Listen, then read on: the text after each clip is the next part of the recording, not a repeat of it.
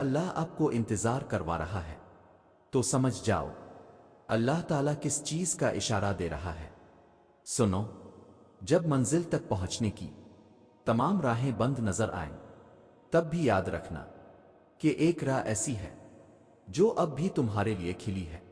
جب کوئی بھی شخص تمہارے ساتھ چلنے پر آمادہ نہ ہو تب بھی توکل رکھنا کہ وہ جو شارک سے بھی زیادہ قریب ہے وہ آج بھی تمہارا منتظر ہے۔ تمہارا صدیوں کا کام، اس کے ہاں ایک لمحے کا قصہ ہے، تمہاری عمر بھر کی ریاضتیں اس کے لیے ایک کن کی بات ہے۔ جہاں اتنا صبر کیا ہے وہاں تھوڑا سا صبر اور سہی، جہاں اتنی کوشش کی ہے وہاں تھوڑی سی کوشش اور سہی۔ وہ اگر دل نہیں بدل رہا تو یقین رکھو کہ وہ تمہارا نصیب بدلنے پر راضی ہے، اور جب وہ راضی ہوتا ہے تو کسی کی کیا جرأت جو اس کے راستے میں رکاوٹ بنے۔ اور یاد رکھو وہ تم پر سارے دروازے بند نہیں کرتا، اگر وہ تمہارے روبرو موجود دروازہ بند کرتا ہے تو وہ تمہارے پہلو میں موجود دروازے کو ہمیشہ کھلا رکھتا ہے، بس تم دیکھ نہیں پاتے۔ جہاں تمہارے سوچے ہوئے تمام ذریعے ناکام ہو جاتے ہیں وہاں پھر اللہ کے منتخب کردہ ذریعے تمہارے لیے معجزہ بنتے ہیں۔ جب زندگی تمہیں بے ترتیب کر کے رکھ دیتی ہے تب اللہ خود تمہیں دعاؤں کو ترتیب دینے کا ہنر سکھا دیتا ہے۔ تو پھر ان راستوں پر مت گھبراؤ جو تمہاری چاہت کے مطابق نہیں ہے، بلکہ ان منزلوں کا انتظار کرو جن تک یہ راستے تمہیں لے جا رہے ہیں، جو تمہاری رضا کے عین مطابق ہیں۔ بس تمہیں یقین رکھنا ہے کہ جو اس سے مانگ لیا جائے وہ مل کر رہتا ہے، پھر وہ تمہیں وہاں سے دے گا کہ تمہاری دعائیں بھی حیران ہو جائیں گی۔ سنو، تم جتنی دفعہ دعا مانگتے ہو اللہ اتنی دفعہ تمہیں تمہاری دعاؤں کے جواب دیتا ہے۔ تم یہاں ایک قطرے کے لیے رو رہے ہو جبکہ تمہارا رب تو تمہیں 7 سمندر عطا کرنے پر بھی قدرت رکھتا ہے۔ تمہارا کام بس دعا کرنا ہے، عطا کی تدبیریں وہ خود بناتا ہے۔ انسان یقین رکھے تو کیا کچھ نہیں ہو سکتا۔ جب ہم اللہ کی رضا پہ سر جھکا لیتے ہیں اور معاملات اللہ کے حوالے کر دیتے ہیں تو اللہ بھی پھر تو ہمیں وہ چیز دے دیتا ہے، پھر ہمارے دل کو ہمارے نصیب پہ راضی کر دیتا ہے۔ جب ہم زخم اس کے ہاتھ میں تھما دیتے ہیں تب وہ مرہم کا وسیلہ بھی بھیج دیتا ہے۔ جب ہم صبر کر لیتے ہیں تب وہ ہمیں اس صبر کا صلہ معجزوں کی صورت میں دیتا ہے۔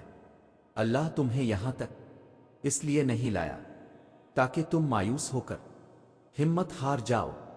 تمہیں کیا لگتا ہے کہ تم آج جہاں ہو وہاں بے وجہ ہو؟ تم خود یہاں تک نہیں پہنچے ہو بلکہ تمہیں یہاں تک لایا گیا ہے۔ تم نے بے شمار تکلیفیں آج اس مقام تک پہنچنے کے لیے ہی برداشت کی ہیں۔ اتنا سفر طے کرنے کے بعد آج جب منزل تمہارے سامنے کھڑی ہے تو تم کیوں ہار گئے ہو؟ اتنے کٹھن صبر کے بعد اب جب صلہ ملنے کا وقت آیا ہے تو کیوں راستے میں ہی ٹھہر گئے ہو؟ اٹھو، اب تو سفر ختم ہونے کو ہے۔ اب تم منزل کے نہیں بلکہ منزلیں تمہاری منتظر ہیں۔ اب تمہیں معجزوں کا نہیں بلکہ معجزوں کو تمہارا انتظار ہے۔ اب کن تمہاری ایک آخری دعا کا اردے باندھے ہوئے ہے کہ یہاں تم مانگو اور وہاں تمہیں منہ سے نکلی پہلی فریاد پر نواز دیا جائے۔ اب صبر کے زمانے گزر گئے، اب صلے کا وقت ہے۔ اب بات سسکنے کی نہیں رہی، اب قبولیت کا وقت ہے۔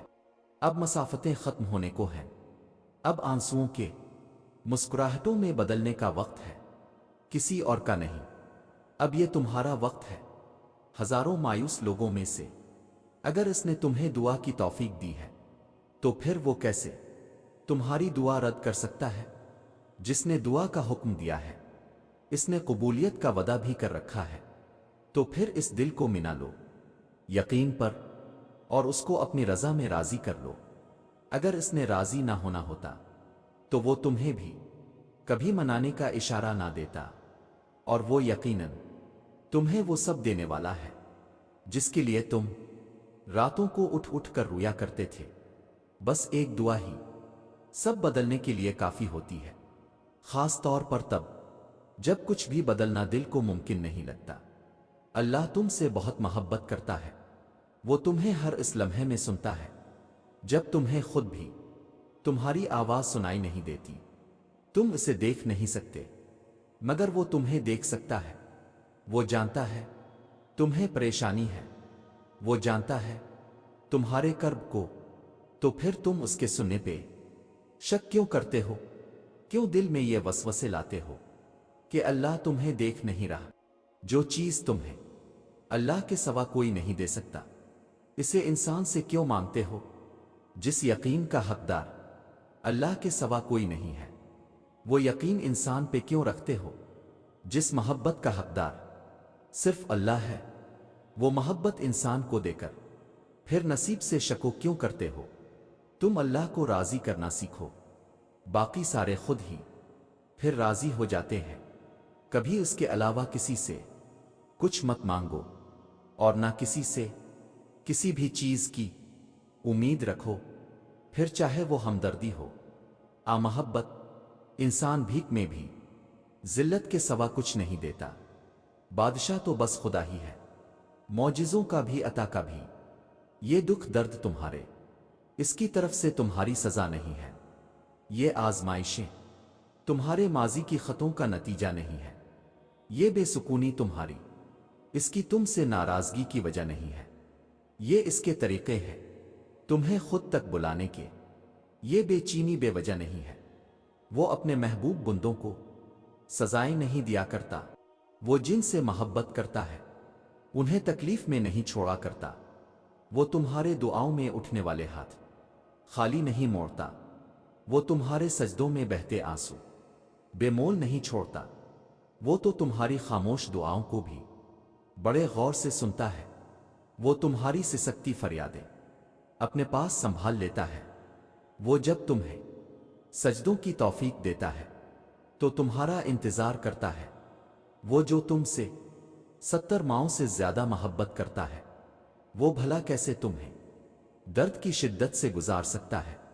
یہ بس آزمائش ہے جو وہ اپنے محبوب بندوں کو دیتا ہے۔ اس کٹھن وقت میں تمہارا صبر تمہیں اپنے رب سے ملا دیتا ہے۔ جب صلے کا وقت آتا ہے تو وہ اپنی رحمت کے سارے دروازے کھول دیتا ہے۔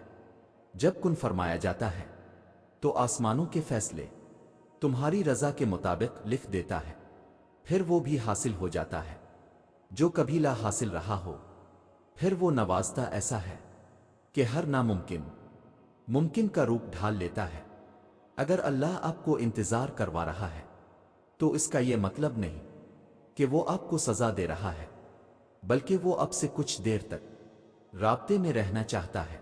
وہ چاہتا ہے کہ آپ مزید دعائیں کریں، وہ چاہتا ہے کہ آپ اس سے بات کریں، وہ آپ کی آواز بار بار سننا چاہتا ہے، اس لیے وہ آپ کو وہ چیز نہیں دے رہا ہے، اور اسی وجہ سے وہ اس چیز کا خیال آپ کے دل و دماغ سے نہیں نکال رہا ہے۔